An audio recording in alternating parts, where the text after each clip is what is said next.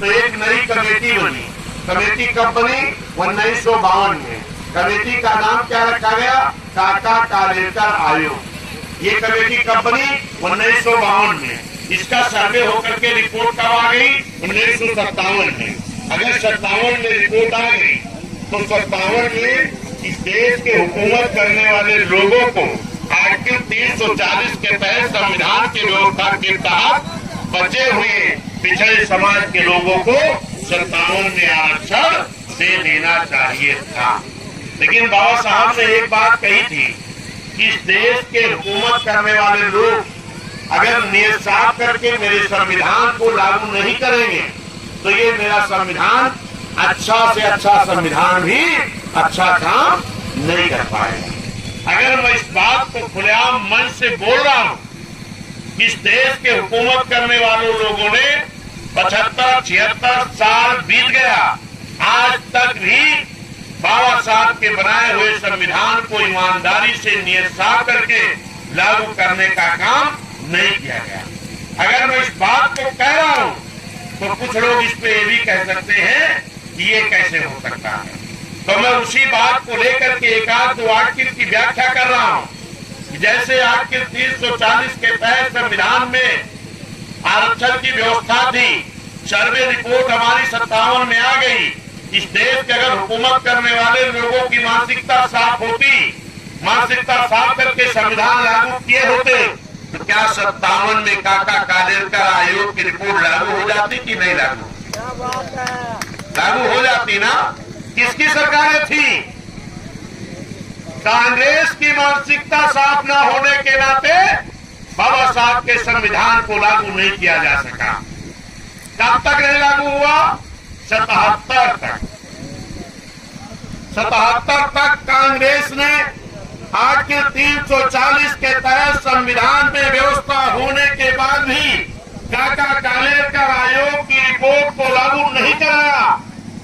फिर 77 में उसी कांग्रेस के खिलाफ एक बहुत बड़ा मोर्चा बना और मोर्चे ने वादा किया कि अगर हमारी सरकार आ गई तो हम इस काका कालेलकर आयोग की रिपोर्ट लागू करा करके आरक्षण पिछड़ों को देंगे। लेकिन ये मेरे सम्मानित साथियों, ये वाला कब तक चलता रहा? जब तक वोट नहीं पड़ गया। जब वोट पड़ गई, सरकार बन गई, प्रधानमंत्री जी भी बैठ गए कुर्सी पर, तब क्या कहे? तब क्या कहे कि यह रिपोर्ट तो पुरानी हो गई, इसलिए इस रिपोर्ट के आधार पर आरक्षण नहीं दिया जा सकता। रिपोर्ट कब आई थी? 57 में। और कब कहा गया पुरानी हो गई? 77 में। यानी 20 साल तक इस देश के हुकूमत करने वाले लोगों की गंदी मानसिकता के नाते हे मेरे पिछड़े बैकवर्ड समाज के लोगों, आपको आरक्षण नहीं। फिर 77 में रिपोर्ट को पुरानी बता करके एक नई कमेटी बनाई गई। उस कमेटी का नाम रखा गया मंडल कमीशन। मंडल कमीशन कब बना? 77 में। उसकी रिपोर्ट कब आ गई? 80 में। 80 में रिपोर्ट आने के बाद भी 20 साल तक नहीं लागू किया। कहा गया रिपोर्ट पुरानी हो गई। 80 में जब नई रिपोर्ट मंडल कमीशन की आ गई तो फिर नहीं लागू किया। कब लागू हुआ? 90 में। 90 में पहली रिपोर्ट कब आई थी? 57 में। लागू कब हुआ? 90 में। कैसे साल बीत गया? 57 से 90 तक 32-33 साल। कितना हो गया? 33 साल तक हे मेरे बैकवर्ड पिछड़े समाज के लोगों, आप प्रधान, मेंबर, डीडीसी, बीडीसी, प्रमुख, अध्यक्ष, चेयरमैन, नगर पालिका, नगर पंचायत, मेयर, जिला पंचायत अध्यक्ष बनने से अगर वंचित रह गए तो इस देश की हुकूमत करने वाले लोगों की गंदी नीयत की जाए। कैसे साल तक? 33 साल तक। और इसके बाद भी आपको होश नहीं है, जहां मर्जी वहीं वोट अपना दिया।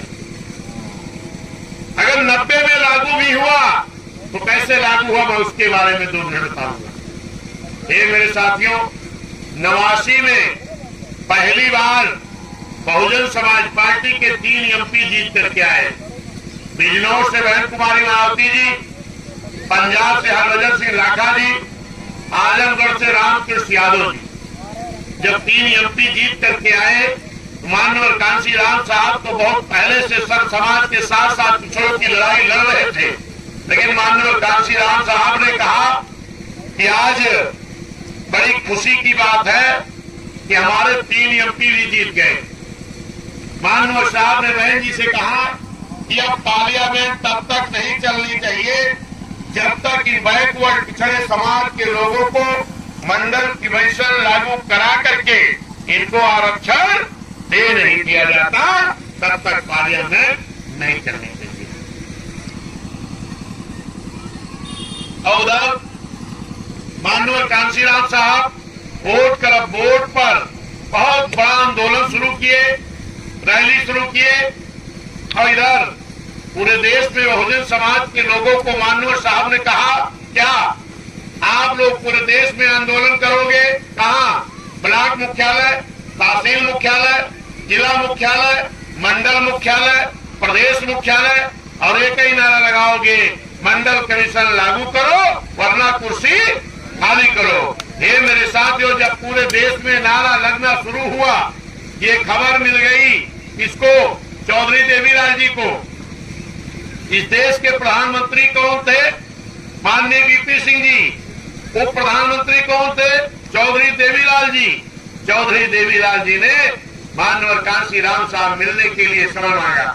माननीय साहब ने दिल्ली के कुछ दूर पर पानीपत एक जगह है, वहां समय देने का काम किया, और जब चौधरी देवीलाल जी की माननीय साहब की मुलाकात हुई तो माननीय साहब ने देवीलाल जी को जब समझाया तो चौधरी देवीलाल जी ने कहा, माननीय बहुत बहुत धन्यवाद कि आप पिछड़े समाज की लड़ाई इतनी मजबूती